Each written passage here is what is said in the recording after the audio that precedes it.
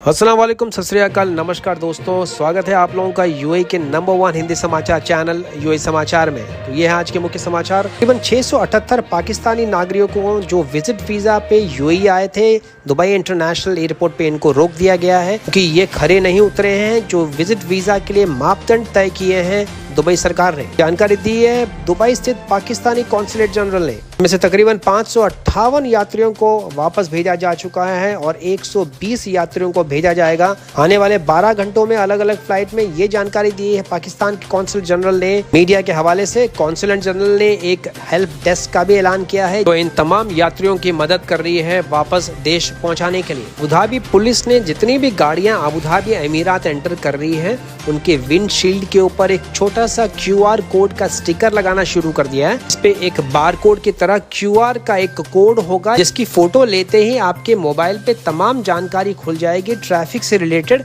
Abu Dhabi अमीरात में। पूरे मुहिम के पीछे मेन मकसद अबुधाबी पुलिस का लोगों को एजुकेशन, लोगों के अंदर जागरूकता फैलाना है ताकि वो अबुधाबी अमीरात में ट्रैफिक के नियमों का अच्छी ढंग से पालन कर सके। जैसे कि आपको अपनी गाड़ी और आगे वाली गाड़ी के बीच में सेफ डिस्टेंस को रखना जरूरी है। इसके अलावा किसी भी सूरत में लाल बत्ती को जंप ना करें, लाल बत्ती को ना तोड़ें। 10 साल की कम उम्र के बच्चों को कभी भी आगे वाली सीट पे ना बिठाएं, इससे उनके जीवन को भी खतरा हो सकता है एक्सीडेंट की सूरत में। इसके अलावा गाड़ी चलाते वक्त स्पीड लिमिट का बखूबी ध्यान रखें।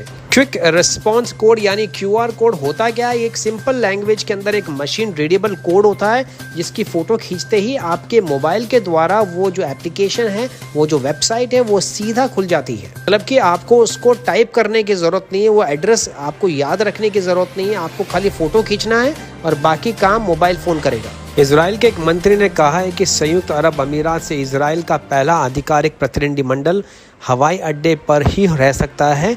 आधिकारिक सूत्रों के अनुसार बताया जा रहा है कि इजराइल का दूसरा कोरोना वायरस लॉकडाउन शुरू हो चुका है और इसी के तहत शायद ये फैसला लिया जा सकता है। मीटिंग या तो इजराइल के तेल अवीव जो राजधानी है उसी के इंटरनेशनल एयरपोर्ट पे होगी या फिर उसी के पास में किसी और ठिकाने पे।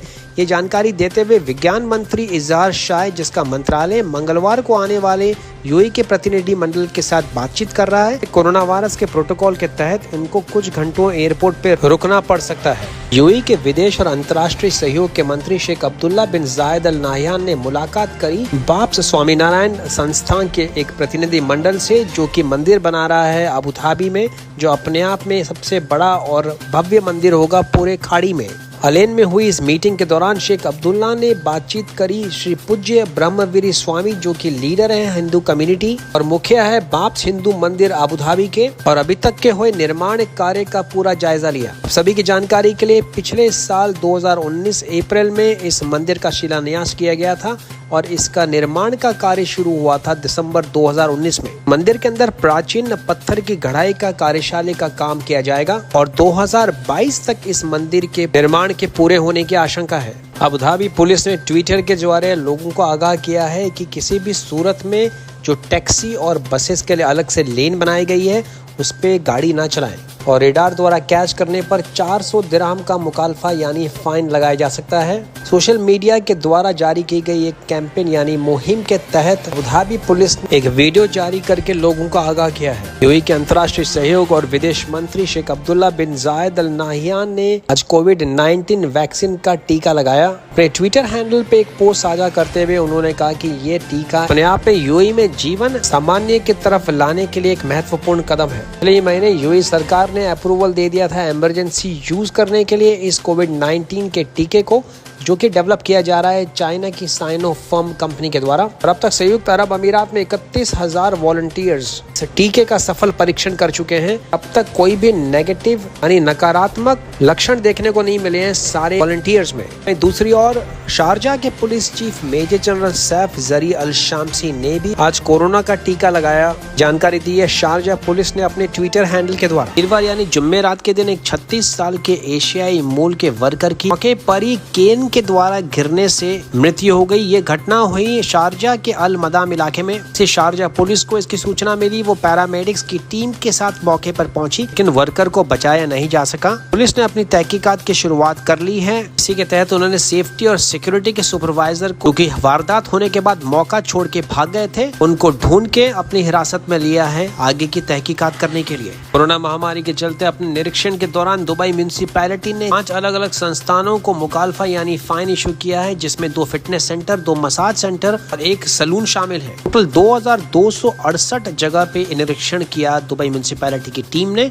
और इसमें 86 अलग अलग संस्थानों को वार्निंग भी इशू की गई है और 5 को बंद किया गया है। दुबई के DMCC को फाइनेंशियल टाइम्स की FDI मैगजीन द्वारा लगातार 6ठे साल global free zone of the year का सम्मान दिया गया है। DMCC को middle east free zone of the year का पुरस्कार भी मिला। पुरस्कार के अवसर पर दुबई व्यापार समुदाय के सहयोग और इसके 18,000 सदस्यों द्वारा फ्री जोन में रखे गए ट्रस्ट की मान्यता में DMCC ने ये घोषणा की है कि वो 31 दिसंबर 2020 तक मौजूदा और नए सदस्यों के लिए अपने बिजनेस सपोर्ट पैकेज का विस्तार करेगा। की जानकारी के लिए दुबई को फ्री जोन का शहर भी कहा जाता है। अगर हम पूरे 24 फ्री जोन की बात करें संयुक्त अरब अमीरात में, तो तकरीबन 16 से भी ज्यादा फ्री जोन मौजूद हैं दुबई में। फ्री जोन की खासियत ये है कि फ्री जोन में धंधा या बिजनेस शुरू करने के लिए आपको लोकल स्पॉन्सर की आवश्यकता नहीं पड़ती है, लेकिन अगर आपको मेन लैंड पे कोई धंधा खोलना है, यानी कि फ्री जोन की सरहद के बाहर अगर आपको कोई भी धंधा करना है, तो उसके लिए आपको एमिराती स्पॉन्सर की आवश्यकता पड़ती है। DMCC यानी दुबई मल्टी कमोडिटी सेंटर का योगदान दुबई के GDP में लगभग 10% का है। यूएई के स्वास्थ्य और रोकथाम मंत्रालय यानी ministry of health and prevention ने घोषणा की है कि इसने अत्याधुनिक चिकित्सा उपकरणों का उपयोग करते हुए पिछले 24 घंटों में 1,16,470 कोविड-19 के परीक्षण किए हैं। एक बयान में मंत्रालय ने कोरोना वायरस के मामलों का जल्द पता लगाने और आवश्यक उपचार को पूरा करने के लिए राष्ट्रव्यापी परीक्षण के दायरे का विस्तार करने के लिए अपने उद्देश्य पर जोर दिया। इसके गहन परीक्षण अभियान के तहत विभाग ने 1,412 नए कोरोना वायरस मामले की घोषणा की है। वहीं दूसरी तरफ 3 और लोगों की मृत्यु भी हुई है, जिसके कारण टोटल मृतकों की संख्या हो गई है 455। के अलावा 16 से 18 अन्य व्यक्तियों के पूरी तरीके से रिकवर यानी स्वस्थ होने की भी खबर है। मुख्य समाचार, अगर आपने चैनल सब्सक्राइब